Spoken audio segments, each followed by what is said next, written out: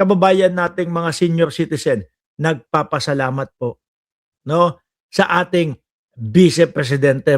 Sa ating nagpapasalamat sa vice, putang ina, ano pagpapasalamat sa vice presidente? Nagpapasalamat sa unang ginang po, mga kababayan. Imagine niyo, ano ipagpapasalamat sa vice presidente? Yung ano, palayas-layas, balik-pasok ng Pilipinas, no? Eh, wala nga proyektong masabi itong mga DDS na mga ito eh. Tapos papasalamatan pa ang vice presidente. Alisin ko na ho ito, mga kababayan. Ngayon, yung talo, isa pa ito, mga bossing. Isa pa ito, mga kababayan. Tingnan nyo naman po. Tingnan nyo naman po yung sinabi nilang the big one. Di ba? Puking inang mga to talaga eh. Nakailang big one na to eh. Yung mga DDS eh. No? Kapag ka pumapalya at walang pumupunta po doon sa kanilang mga rally, ang sasabihin, ano lang ito? Ano ba sasabihin nila? Ano lang ito? Kumbaga, warm up lang ito. Pero ang katotohanan ho, mga kababayan, wala na talagang pumupunta dito. Tingnan nyo naman Liwasang Bonifacio. Ilan sa tingin nyo yan? Wala pa yatang 6,000 yan eh. Wala pa yatang 5,000 yan eh. Baka 2,000 lang ho yung katao na yan, mga bossing. Only big one. Totoo yan, Ma'am Chris Rose. Pagka pumalya, walang pumunta, sasabihin nila, nagwa-warm up pa lang kami. Diba? Jenny Ramos, belated. Happy birthday sa iyo, baby Mark. Salamat. Diba? Ay, wala bang baby sinabi? Diba? Wala na. Buko na po sila, mga kababayan. Kahit po, nung nabubuhay pa ang dating Pangulong Duterte, kahit po, nung si dating Pangulong Duterte ay nakalalaya pa ho, mga bossing, wala nang pumupunta doon sa kanilang mga parali-rally. Tingnan niyo po, kasalukuyang sitwasyon sa Liwasang Bonifacio sa Maynila as of alas 4 ng hapon kung saan ginaganap ang rally ng United People Initiative, no? Eh, yan lang daw po ang tao. Paano yan? Makapagpapabagsak ba yan ng gobyerno? Mapapababa ba niyan ang gobyerno ni Pangulong Bongbong Marcos? Mapapaalis ba sa Malacanang ng mga yan si PBBM sa pagka-presidente? Ay tingin ko po hindi. Malabo ho, mga kababayan. Di ba? J. Roland Raff, ano po ba ang diniscuss at pinag-usapan at kanilang mga pinagsasabi dito sa rally na ito? Tingnan ho natin, mga kababayan. Kasi mukhang wala nang gana yung mamamayang Pilipino sa kanila Iilan lang po ang pumupunta, mga bossing. Tingnan natin kung ano ang pinagsasabi nila dito sa kakarampot kakaunti na tao na dumalo sa kanilang rally. Pakinggan ho natin. Game. Saba? Ito. Aquino. Game. Si Pokis, di ba? United Katarantaduhan ng mga DDS. Hindi napigil ng ulaan ang panawagan ng ilang retiradong uniform personnel na papanagutin ang mga korap, kabilang ang mga sangkot sa flood control scandal. Nakatutok si Von Aquino. Binagyo pala sila. Pansin ko mga boss chief sir, kapag kaho sila, no, Antonio Bontilao, pagkaho sila, mga kababayan, ay nagpaparali. Ang napapansin ko, laging umuulan. Ang lakas ng ulan. Binabagyo. Yung tipo ho bang pati ang kalikasan ay hindi tumutugma o ayaw doon sa mga pinaggagawa nila? Di ho ba? Ayaw doon sa mga pinaggagawa nila? Nung isang beses, doon sa EDSA, ano po nangyari doon? Inulan din po, mga kababayan.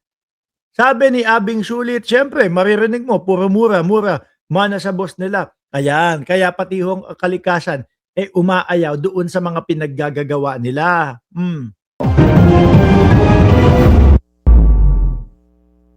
Rain or shine! Rain or shine! Sa kabila ng pabugso-bugsong malakas na ulan sa lungsod ng Maynila, hindi natinag ang mga nakiisa sa Interfaith Rally na inorganisa ng grupong United People's Initiative o UP. Sabi ni JJ Bar, UPI, United Pokis Ina.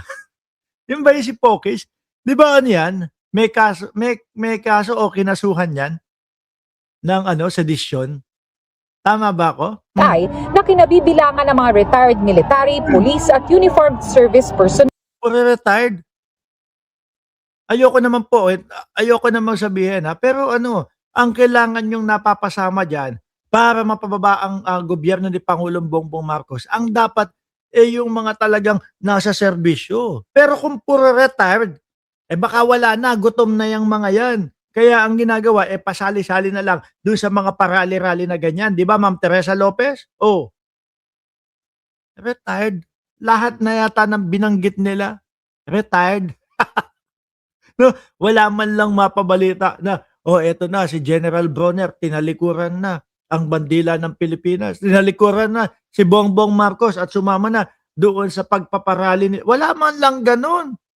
Puro lahat retired. Del, ayon sa Baka mamaya naiinip lang sa bahay nila, baka mamaya kinakapos na ng panggastos. O magkano babayaran diyan? 'Di ba nung mga nakaraan ano sabi? 300,000 daw ang bayad doon sa mga retired para lang sumama doon sa parali-rally.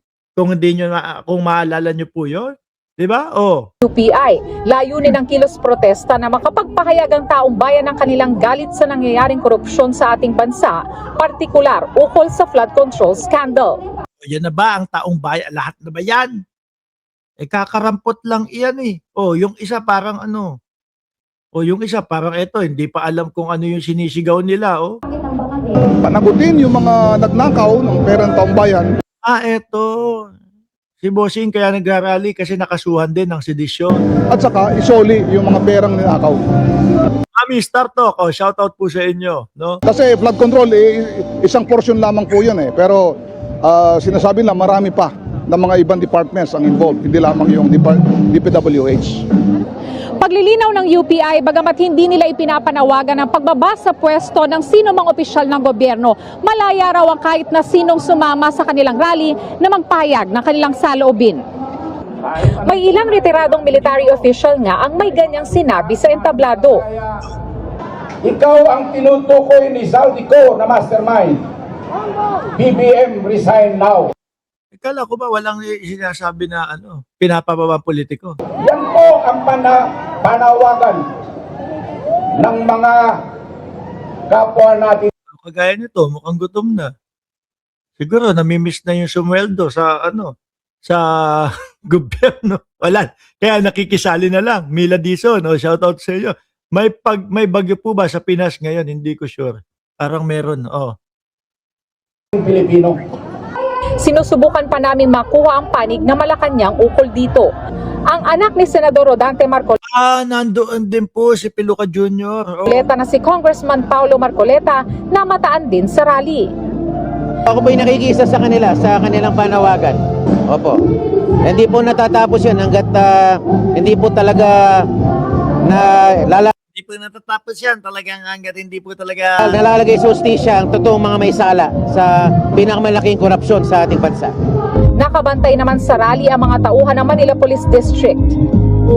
Pagkatapos daw niyan, mga kababayan, dahil nga, syempre, yung napansin nyo naman, kung gaano kadami yung tao